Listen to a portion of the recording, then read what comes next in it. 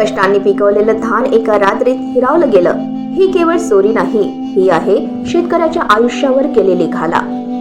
चंद्रपूर जिल्ह्यातील नागभीड तालुक्यातील चिंदीच्या गावातून एक अत्यंत वेदनादायी घटना समोर आली आहे. येथील शेतकरी विश्वनाथ सातपैसे यांनी कुटुंबासह अहोरात्र मेहनत करून धानाचे पीक उभे केले होते.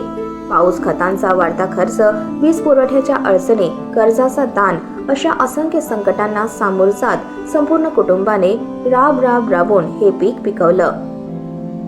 मात्र काल रात्री अज्ञात चोरट्यांनी त्यांच्या मेहनतीवर डल्ला मारला. शेतात ठेवलेली एकूण 34 पोते धानांपैकी मध्यरात्री तब्बल 12 पोते अज्ञात चोरट्यांनी चोरून नेली. ही चोरी महामार्गापासून काही अंतरावर गावाकडे जाणाऱ्या मार्गालगत असलेल्या शेतातून करण्यात आली. सकाळी शेतात पोहोचताच धानाची पोती गायब असल्याचे दिसताच शेतकरी विश्वनाथ सातपैसे यांच्या पायाखालची जमीन सरकली.